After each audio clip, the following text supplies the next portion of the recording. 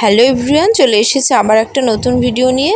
আর আজকের ভিডিওতে আমি ফলস পাড় লাগানোর কিছু ছোট্ট টিপস দেবো, তাই ভিডিওটা স্কিপ না করে পুরো ভিডিওটা দেখতে থাকো।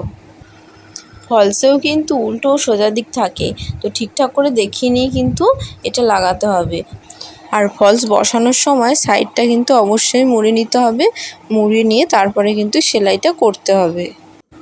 ফলস কিন্তু সব সময় লাগানোর সময় সমান জায়গায় ইউজ করতে হয়। খাটের ওপর বসে কখনোই ফলস লাগাতে নেই। মেঝেতে কিংবা কোনো সমান জায়গা, যেমন ধরো টুলের ওপর রেখেও আমরা কিন্তু ফলস লাগাতে পারি।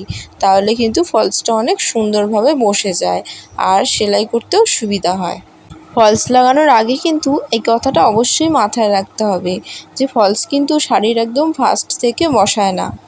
আমি এখানে ঠিক যেভাবে হাত মেপে জায়গা ছেড়ে দিয়ে শাড়ির যেখান থেকে ফলসটা লাগাচ্ছি, তোমরাও কিন্তু ঠিক ওই একইভাবে হাত মেপে জায়গা ছেড়ে দিয়ে ওখান থেকে ফলসটা বসিও। শুধুমাত্র ঘরে সেলাই মেশিন থাকলেই যে আমরা ফলস লাগাতে পারবো তা কিন্তু একেবারেই নয়। আমাদের ঘরে সেলাই মেশিন না থাকলেও আমরা কিন্তু হাত দিয়েও এমনি সুতো দিয়ে সেলাই করেও ফলস লাগাতে পারি।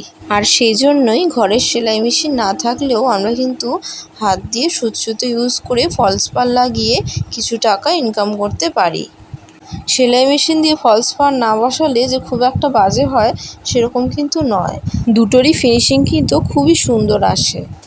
তবে আমি কিন্তু বেশিরভাগ সময় সেলাই মেশিন ইউজ করেই ফলস পাড় লাগিয়ে থাকি, কারণ আমার কাছে যেহেতু সেলাই মেশিন আছে। তবে আজকের কিন্তু আমি পুরোটাই হাতে সেলাই করেছি। সেলাই করার পর পুরোটা কমপ্লিট হয়ে যাওয়ার পর তোমাদের দেখালে তোমরা বুঝতে পারবে। দেখো ফিনিশিংটা কত সুন্দর এসেছে, আর দেখে কিন্তু একদমই বোঝার উপায় নেই যে আমি হাতে করেছি না মেশিনে। আর এক্ষেত্রে বলে রাখি যে ম্যাচিং সুতো কিন্তু অবশ্যই দিতে হবে।